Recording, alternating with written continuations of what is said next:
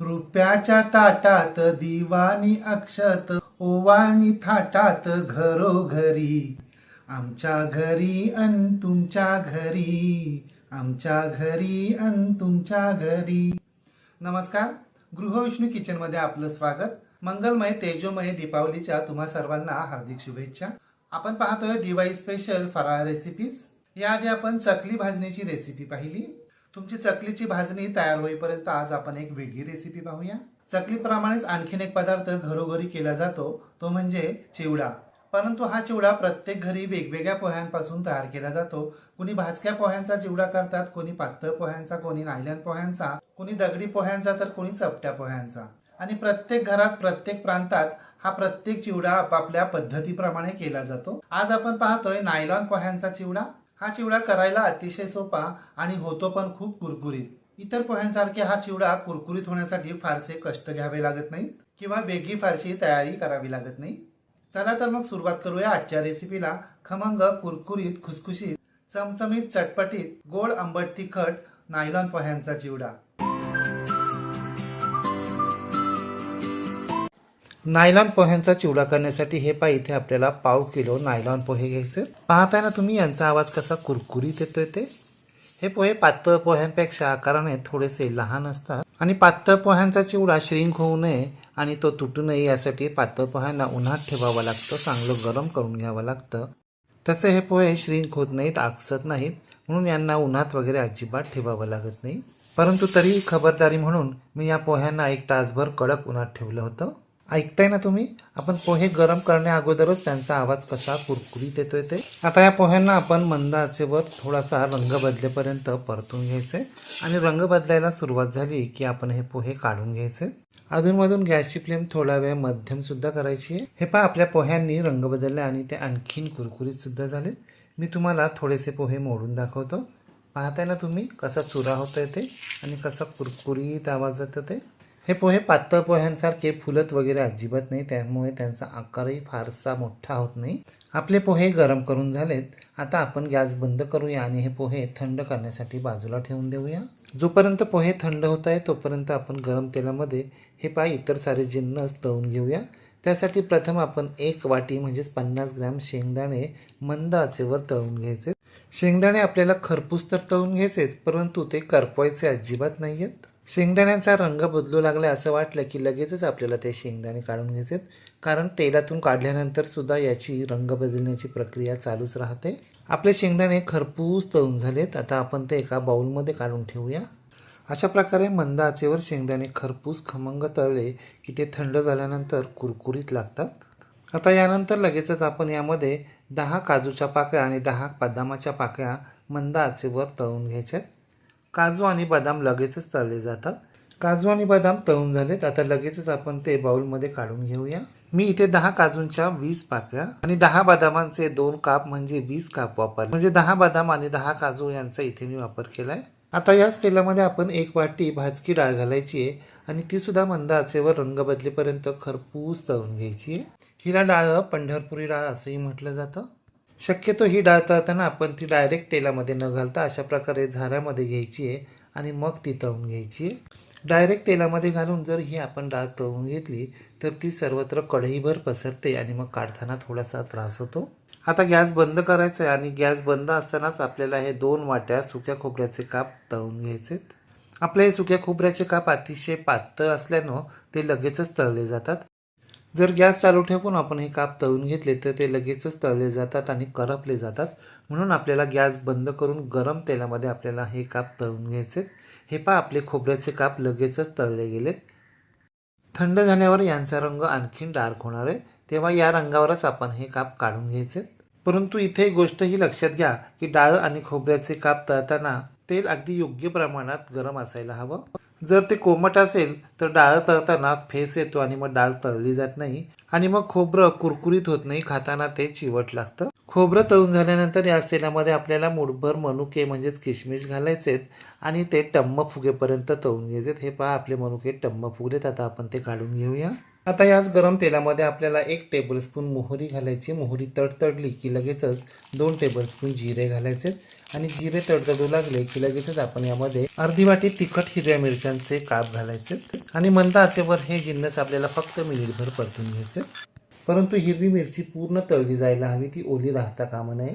जर ती ओली राहिली, पूर्ण तळली नाही गेली तर आपला चिवडा लूज पडण्याची शक्यता असते. यानंतर लगेचच आपण एक मोठी वाटी फ्रेश हिरवागार ताजा कढीपत्ता यामध्ये घालायचा आहे आणि तो सुद्धा मंद आचेवर आपल्याला 1 मिनिट परतून घ्यायचा आहे. आणि हा कढीपत्ता आपला कुरकुरीत तळला जायला हवा. कढीपत्ता जर ओलसर राहिला तर आपला चिवडा चिवट होण्याची शक्यता असते, लूज पडण्याची शक्यता असते. कढीपत्त्याचा वापर करताना अजिबात कंजूसपणा करायचा नाही आहे. कढीपत्ता आपल्याला भरपूर घालायचा आहे. आपला कढीपत्ता कुरकुरीत तळला गेला आहे. आता यामध्ये 1 टेबलस्पून हिंग आणि 1 टीस्पून हळद घालायची आहे आणि ती सुद्धा यामध्ये व्यवस्थित मिक्स करून घ्यायची आहे. मी हळद आणि हिंग कधीच सुरुवातीला तेलामध्ये घालत नाही. सुरुवातीला गरम तेलामध्ये हळद आणि हिंग घातला तर तो करपतो. आता यामध्ये अर्धा टीस्पून सायट्रिक ॲसिडचे दाणे घालायचे. यामुळे आपला चिवडा आंबट होतो. याला लिंबाचं सत्व, लिंबाचं फूल असंही म्हटलं जातं. हे सायट्रिक ॲसिड कोणत्याही प्रोव्हिजन स्टोअरमध्ये अगदी सहज उपलब्ध असतं. दिसायला हे अगदी साखरेसारखं दिसतं, परंतु साखर खूप गोड असते आणि हे खूप आंबट असतं. आता हे व्यवस्थित मिक्स करून घ्यायचं आहे आणि मिक्स करून झाल्यानंतर सर्वात शेवटी हे पाय यामध्ये आपण मीठ घालायचं आहे. हे बारीक मीठ मी मिक्सरमध्ये आणखीन बारीक करून घेतले, म्हणजे जवळजवळ त्याची पावडरच तयार करून घेतली. लक्षात ठेवा, नेहमी कोणत्याही प्रकारचा चिवडा किंवा भडंग करण्यासाठी अशा प्रकारे मीठ मिक्सरवर बारीकच करून घ्यायचं, त्याची पावडर करून घ्यायची. जर आपण बारीक मिठाचा तसाच वापर केला तर चिवड्यामध्ये मीठ व्यवस्थित मिक्स होत नाही, ते तळाला जाऊन बसतं. म्हणून आपण या मिठाची बारीक पावडर तयार करून ठेवायची. दिवाळीचे पदार्थ तयार करण्या अगोदरच आपण एक जवळजवळ अर्धा पाव मीठ असं बारीक करून ठेवायचं, त्याची पावडर करून ठेवायची. आपल्या मिठासह सर्व जिन्नस तेलामध्ये व्यवस्थित मिक्स झालेत. आता आपण शेंगदाणे, खोबरं, डाळ, ड्रायफ्रूट्स हे जे जिन्नस तळून घेतलेत ते भाजून घेतलेल्या पोह्यांवर पसरवून घेऊया. त्यानंतर जिरे, मोहरी, कढीपत्ता, मिरची यांची फोडणी यावर पसरवून घेऊया. कढईतील उरलेलं तेलसुद्धा यावर घालायचं आहे आणि कढईला जे तेल लागलेलं आहे त्यामध्ये थोडेसे पोहे घालायचे आहेत, कढईला पुसून घ्यायचे, म्हणजे कढईला लागलेलं तेलसुद्धा वापरात येईल. आणि आता हे सर्व जिन्नस व फोडणी आपण मंद आचेवर 5 मिनटं मिक्स करून घ्यायची, एकजीव करून घ्यायची. हे पहा, आपले सर्व जिन्नस व्यवस्थित मिक्स करून झाले. पाहताय ना तुम्ही आपल्या चिवड्याला कसा पिवळा धम्मक रंग आलाय तो. आता गॅस बंद करायचा आहे. आता मी तुम्हाला कढीपत्ता थोडासा हातावर चोळून दाखवतो, कसा कुरकुरीत तळला गेला आहे. पहा, अगदी चुरा होतो आहे. आणि खोबरंसुद्धा कसं कुरकुरीत तळलं गेलं आहे, कसा चुरा होतो आहे पहा. आणि आवाजही किती कुरकुरीत येतो आहे. हा तयार झालेला चिवडा आता आपल्याला पूर्णपणे थंड करून घ्यायचा आहे आणि थंड करून झाल्यानंतर हे पहा, यामध्ये पाव वाटी पिठी साखर मिक्स करायची आहे. कारण आपल्याला गोड, आंबट, तिखट असा चटपटीत चिवडा हवा आहे, म्हणून आपण त्यामध्ये आंबट सायट्रिक ॲसिड घातलं आहे. आता त्या आंबट सायट्रिक ॲसिडची चव बॅलन्स होण्यासाठी आपल्याला यामध्ये साखर घालायची आहे आणि ती व्यवस्थित मिक्स करून घ्यायची, चिवड्याला लावून घ्यायची, चोळून घ्यायची आहे. तुमच्याकडे जर सायट्रिक ॲसिड नसेल तर तुम्ही आमचूर पावडरचा देखील वापर करू शकता. आणि जर तुम्हाला गोड, आंबट असा चिवडा नको असेल तर सायट्रिक ॲसिड किंवा आमचूर पावडर यापैकी दोन्ही तुम्ही वापरलं नाहीत तरी चालेल. मग तुम्हाला पिठी साखर घालण्याची देखील अजिबात गरज पडणार नाही.